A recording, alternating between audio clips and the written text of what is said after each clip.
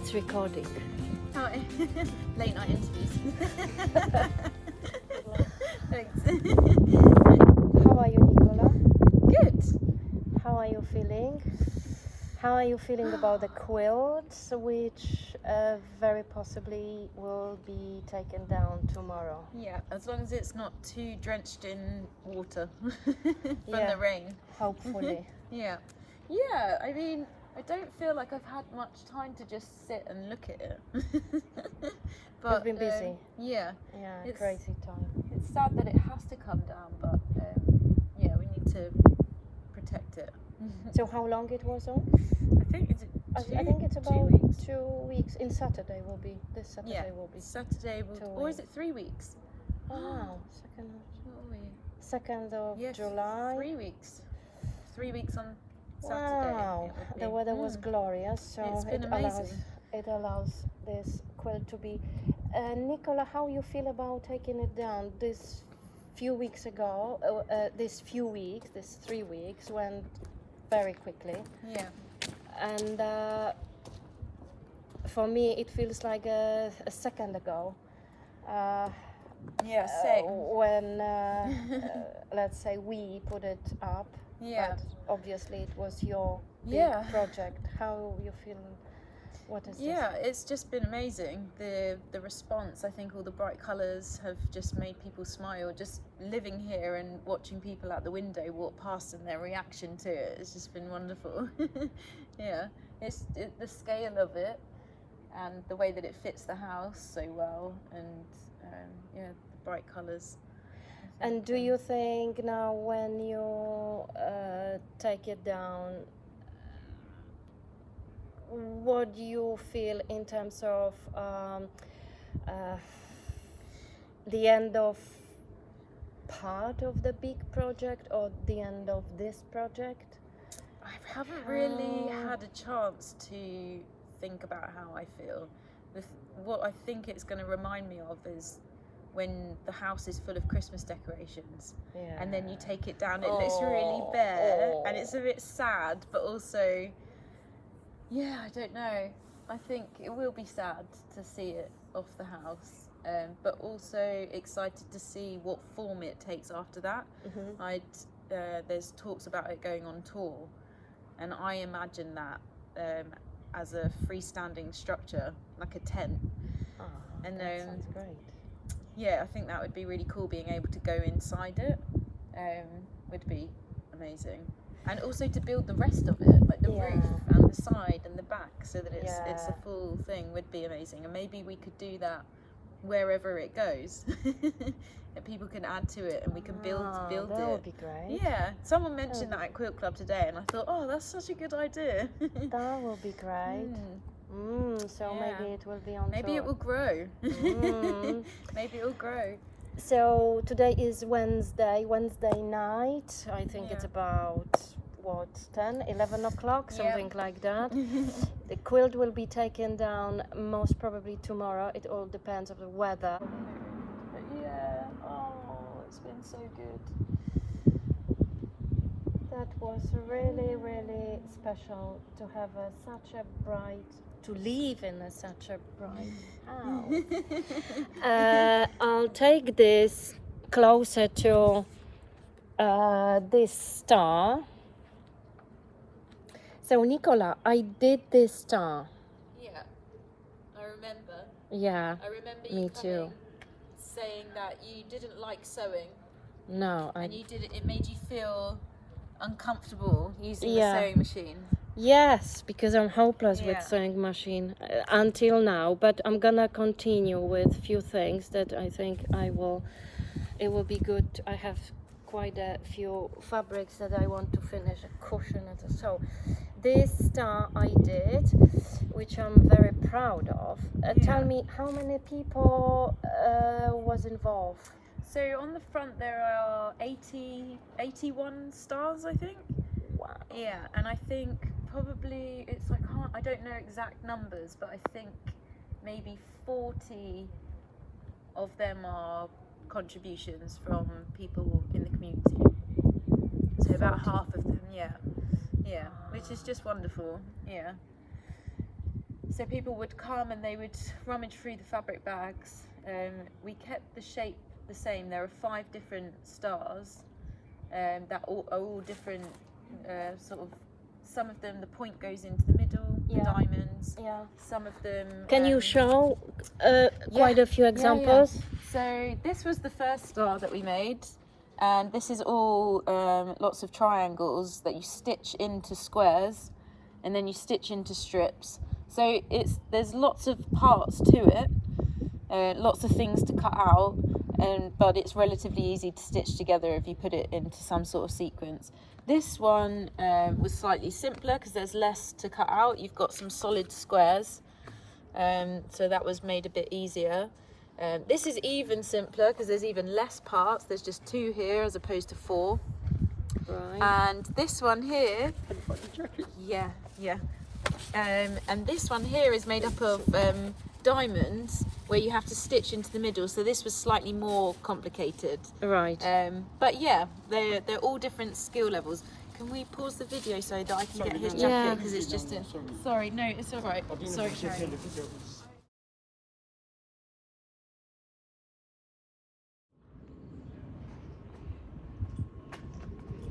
Here we are. I'm on the way to Ed Road Studios. And this is Nicola. Hello, how are you? Good, thank you. Great. So this is our studios. I mean, it's no more our, it's their studio. I used to be here. I used to have a studio, number 14. And this is Toka. Hello. And yeah, we are on the way to Nicola's studio. We follow you.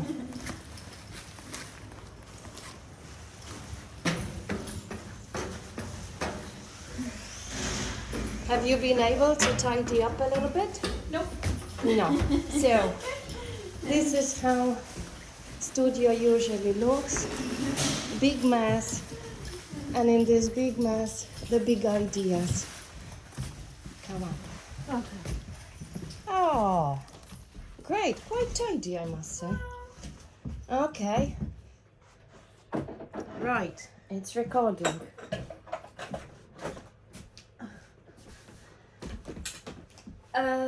For all our viewers, I will introduce Nicola. Maybe she will introduce herself, but all I can say that we know each other for 9 years at least, and we live together at Overbury Rd. Yeah, and there you are. You say something about yourself. I am a textile artist.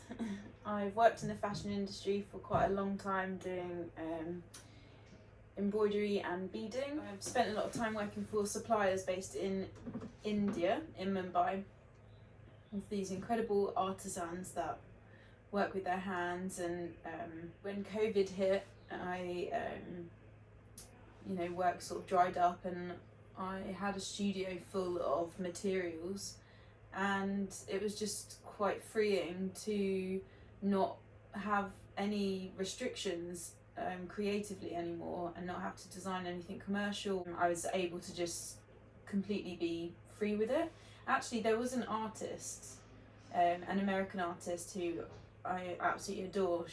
Her name's Liza Lou, and she usually she makes installations out of and sculptures out using beads, and I'm friends with her, and she started this project during lockdown about quilting, and so I followed the project. It didn't really continue, but for me it really did, and it was the beginning of working with fabric again as opposed to embroidery materials, and not having to be restricted by scale and the body, not having to place anything on the body. So it was just really freeing.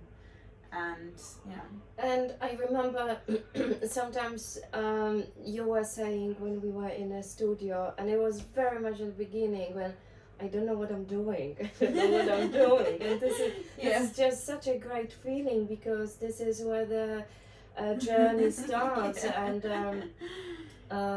you have this space to explore and not being afraid of exploring. This is quite frightening feeling when you Yeah. don't know what you Yeah. are really doing. And for all of COVID's, you know, all of the terrible things that happened and the lives lost and things, for some people, for me, I ended up having the gift of time, and with no pressure from, you know, not having to present any work to anyone.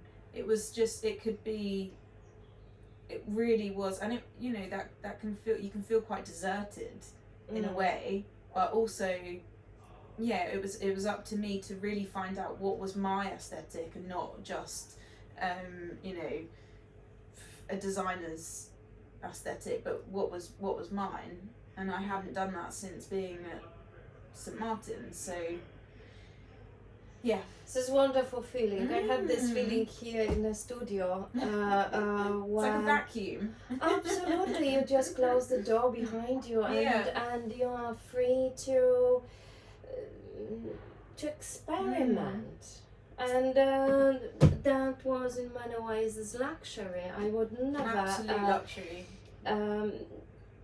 This is quite ironic to say luxury, you know, when the entire globe is exactly. is locked was, down. But it was in many ways this luxury, and it's worth to mention that we had this luxury thanks to our landlord. Yeah, absolutely. Well, who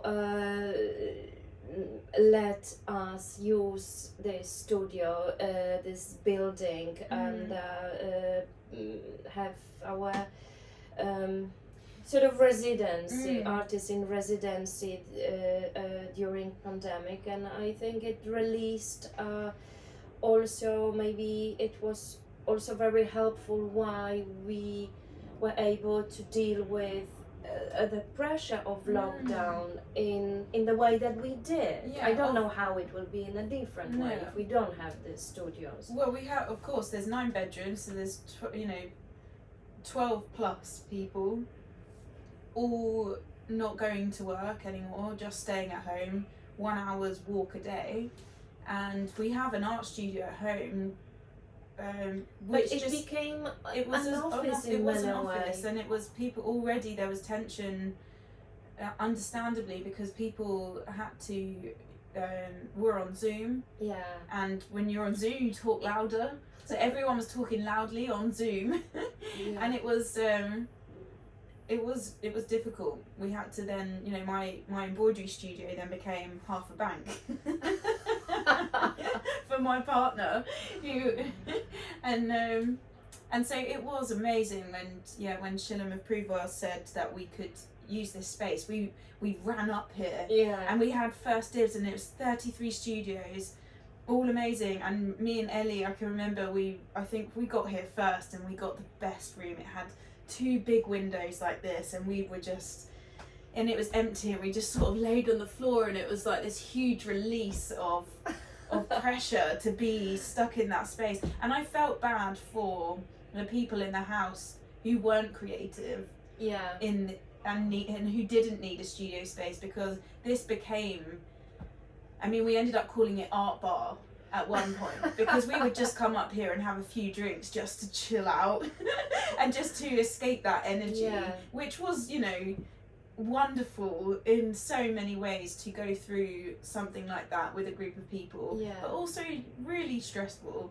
It was in many ways, and you see the best and the worst of each other, and you can't escape it, and it goes on and on and on and on and on, and there's you know, people respond to these experiences differently, but anyway, that's probably a whole other conversation.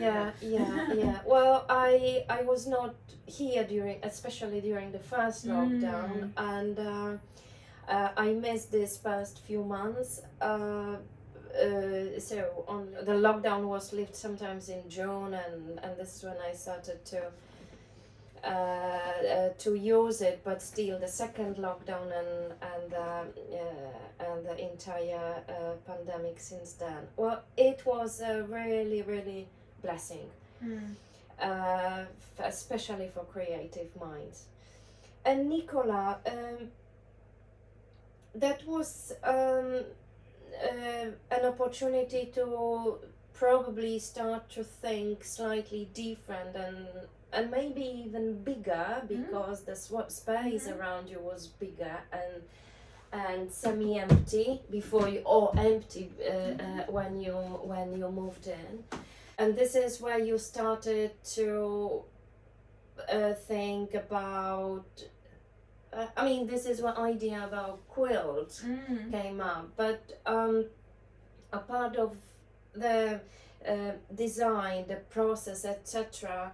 I remember you mentioned that the experience of working with people and sharing skills was something also that you had in mind. Yeah, so there's two things that led me to that. Working on the frame with the artisans in India, and that experience of not sharing the same language, and only having small words, but feeling in complete harmony with a group of people who are all sort of doing a repetitive task, or they're making design decisions, and there's just all this colour and humming around, and that feeling of being in the zone with a group of people is just, for me, it's like meditation, and what I imagine meditation is like, because, and also just how excited people get for materials. Tottenham Pavilion that Carolina organised just before the pandemic was incredible, and we held workshops, and it just brought people from the triangle that we live in. You know, we live on the border of quite a few boroughs, and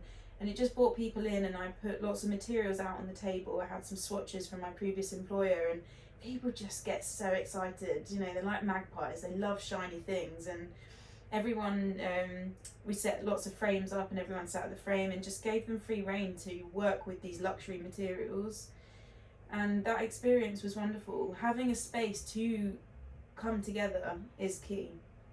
Tottenham Pavilion was my first experience of that, and working with different communities and cultures and bringing them together over something united, as well as combining that very gentle space where people can be absorbed in their work and feel safe enough to explore materials. People took it in turns to put on songs that meant something to them. We had Somali music, we had music from all around the world played, and people felt really seen, and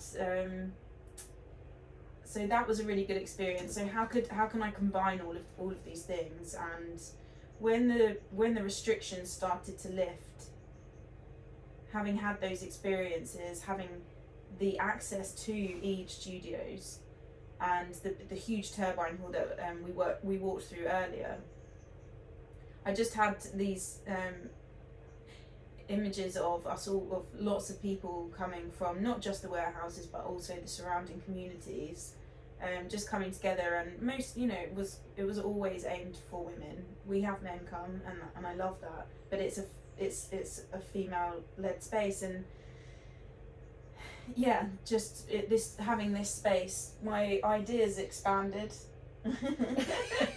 quite huge, from a small little frame like this to a house, and it all just, everything just played its role, and I was just so fortunate that so many things aligned at the same time.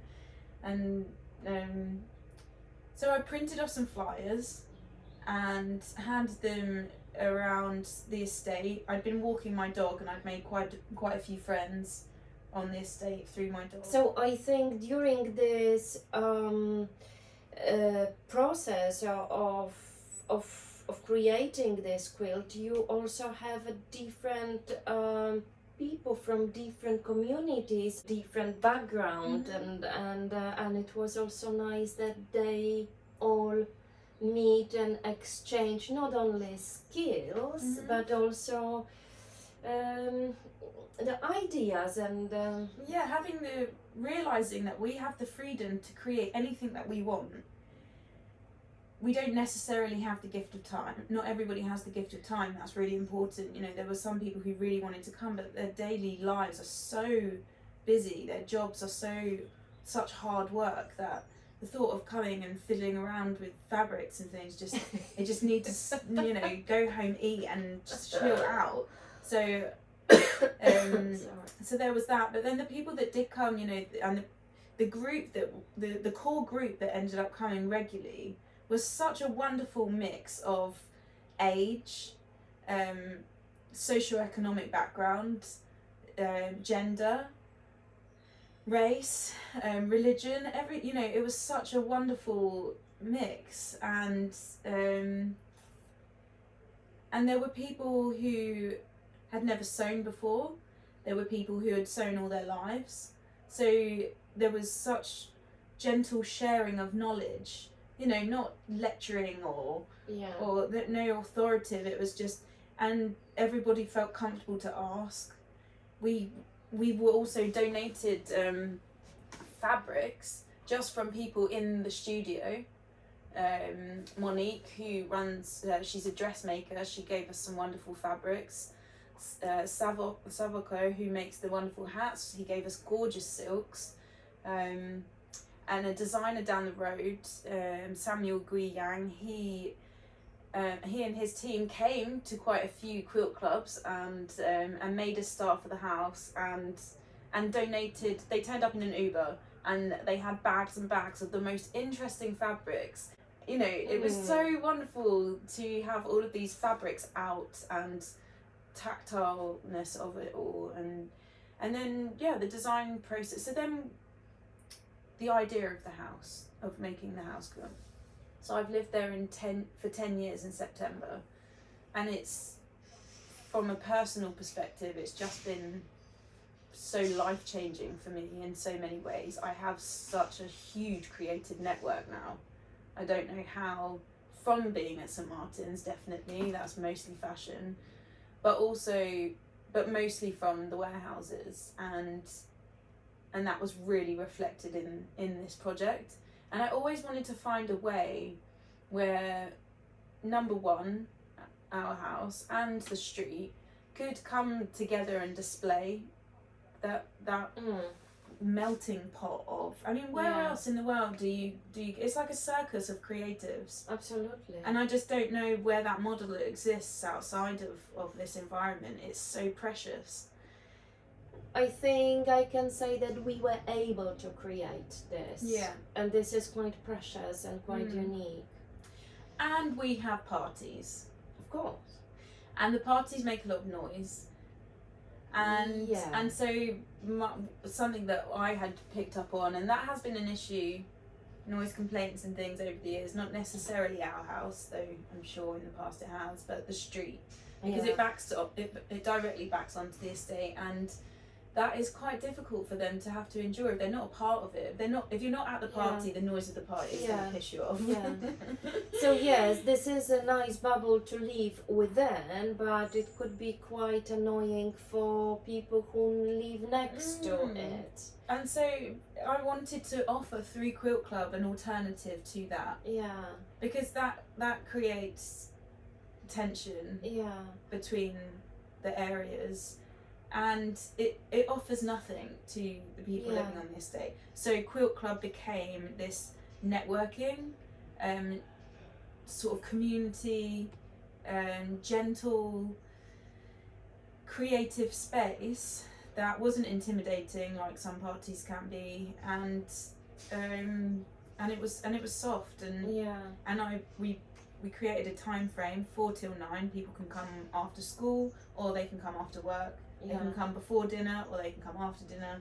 So, and it was free. That was the most important thing to me, because I didn't, some of these workshops are so, a 6-week course in embroidery can cost thousands of pounds. And it's so inaccessible. Who then gets to do that? So Quilt Club had to be free, and I wasn't paying for the space because Shillam was so generous to us. And I wanted to keep passing that on. It was such a gift. I think that another luxury is that this sharing skills, if you have an opportunity, and it could be for free. This is what Tottenham Pavilion was about. These 6 different workshops that people come, and especially at some workshops there were people that came, they really wanted to come, but you can see that at the very beginning they are, oh my god, what is this? What am I gonna do? Huh?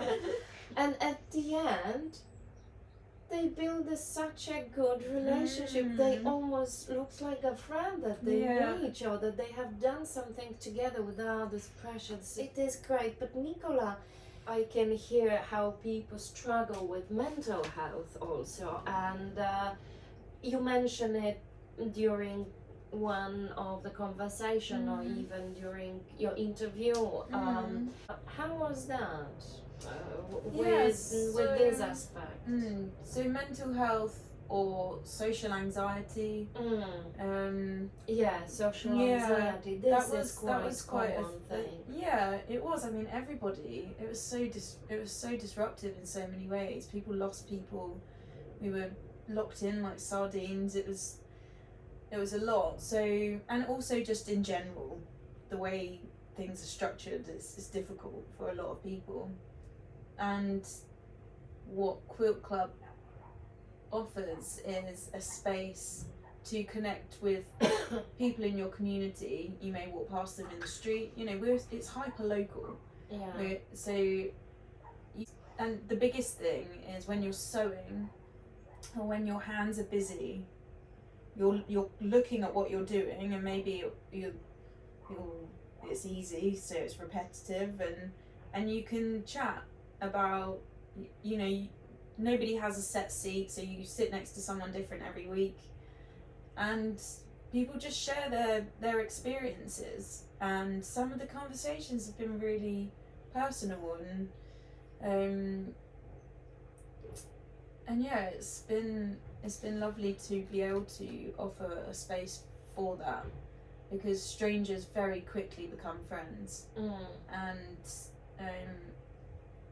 And you know, we've had people who were terrified to come in and would stand outside and be, you know, oh, should I come, should I go, should I come? And then, you know, after a few weeks they're like laughing and joking with everybody, and they've gained confidence, and it's just lovely to see that. It's really lovely to see that. And we recorded the night before the quilt was taken. Yeah, it was awful, but we did it, so the viewers can gather the idea of the vastness of this. It was really big, but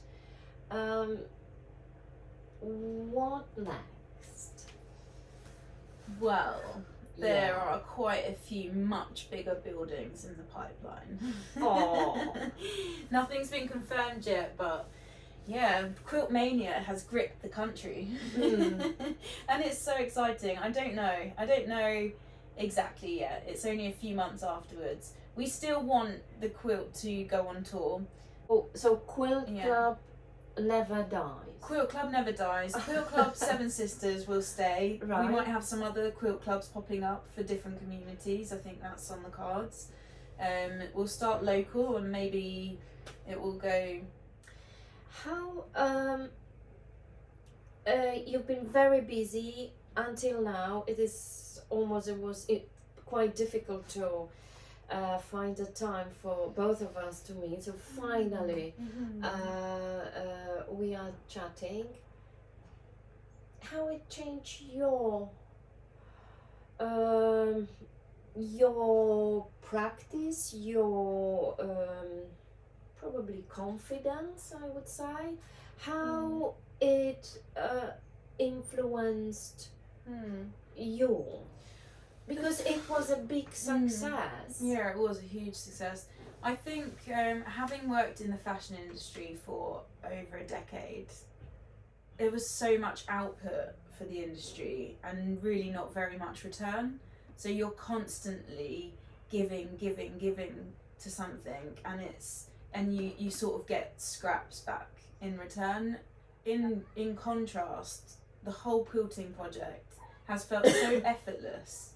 And the feedback, or just seeing people have a lovely time at the workshops, but also the carnival and that was a fear. Yeah, and the feedback on how the quilt made people feel. Yeah, I've never had anything like that. So to feel that level of success from something that was so enriching for so many people, it felt amazing.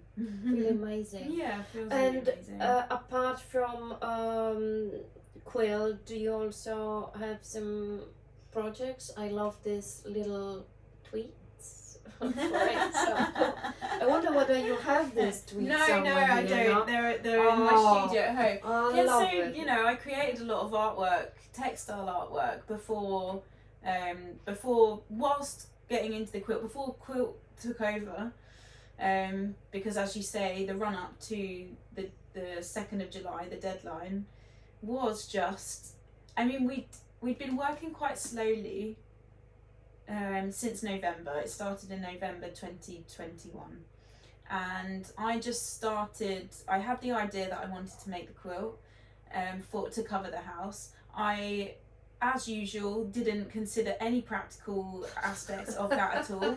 I just was very optimistic, which again is which is something I like about myself. I don't know if it's necessarily wise, but I was like, I could do this. Just do it. So we. I love it. Yeah. So we just started. Yeah. Had loads of fabrics, and as I said, there were loads of fabric donations. And then I wanted to break. So I didn't want Quilt Club to be about people coming and doing something for me. So I didn't include anybody else in making the quilt for the house. I just thought, wouldn't it be nice if I do the house and people who come to Quilt Club learn to sew and keep me company whilst I do this massive project. Mm-hmm. But as I started building it up, I had a room across the way which was a bit bigger than this, and I started putting them up on the walls, and people would come and help me get my sewing machine, and they were like, oh wow, what are you doing? And then I'd explain what I was doing, and they said, oh, can I make a star? So then people started wanting to get involved naturally, and that was just the perfect way for people to get involved in it. And also because I'd upscaled the star that we used on the front, actually it was a really good pattern for people to learn how to sew. Lots of straight lines. They understood the concept of pattern cutting to leaving seam allowance. And also it gave people, because you needed 5 different fabrics to make the star pop, that was people's individuality. So they'd rummage through these incredible fabrics that we had, and would make their selection. So that's how they put their personality into it, and that's how people would learn to sew. And that's how the front of the house came together. Everybody created a star, and eventually once the quilt comes back from tour, everyone's star, but everyone who made a star, they'll get that back, and we'll have a couple of sessions turning it into a cushion or something, so people have a piece of art in their house that they made, that they've been a part of, and it's just what a wonderful. Can you give us the measurement so people can imagine how really so the front, big it was? The front was, I love talking about the scale. Yeah, it really impresses people. Yeah. Yeah. And I didn't expect that, especially men. They because love when you to hear mention when numbers, it's big. then Yeah, numbers speak. So the front was 9 meters wide, and it went up to 8.5 meters at the top, and the side was 9 meters tall and 22 meters wide. And this is really big. To work again. Thank you to Shillem and Provewell. Also thank you to Sebastian and Fold, who now run Eid Studios, for allowing us to continue this project, even though they didn't really have any emotional affiliation with us. They do now, but at the beginning they were very trusting to allow us to continue to use the main space, which was perfect because it was like a viewing platform. Yeah. And it was such a great design tool to be able to place the stars and make sure that the colours were balanced, and to be able to look over above. Mm-hmm. So in your case and in my case as well, really this pandemic was in many ways life-changing, but positively. I recently started embroidering again for another company, and it's so hard going from working on the sewing machine that's quite fast to going back to beading again. I've lost my patience. I've completely lost my patience. It's so funny how I forgot how time, how time consuming it is. Yeah. But you're doing really quite quite well. Fine. We both need assistance, by the way. Absolutely. We are Oh my God. running out of time. To all our viewers, I will say that you can follow on Instagram. Yeah, so it's at quilt_club_7 sisters. It's Quilt Club 7 Sisters. Right. And mine is Nicola Woollon, which is NICLOUWOL. I'll put these details at the end of our video. So everyone who would like to follow Nicola and her Big Quilt, then just do it. Thank you. Thank Thanks, you. Carolina. You're welcome. Right.